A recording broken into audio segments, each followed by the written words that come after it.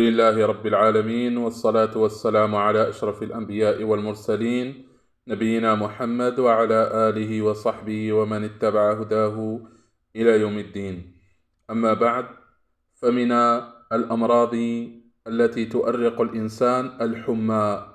قد أرشد النبي صلى الله عليه وسلم إلى أن الحمى من فيح جهنم فأبردها بالماء، وقد استشكل هذا الحديث على بعض الأطباء، فقالوا: كيف نداوي الحرارة بالبرودة؟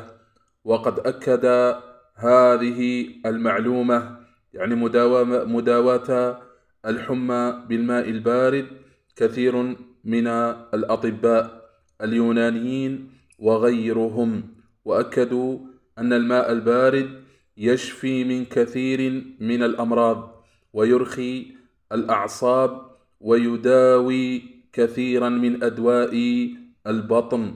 ولذلك تجد كثيرا من الرياضيين ولاعبي كرة القدم يسترخون في الماء المثلج حتى يستعيدوا عافيتهم ويرخوا عضلاتهم.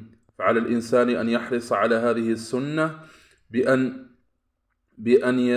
يغتسل بالماء البارد في بعض الأحيان. وبارك الله فيكم.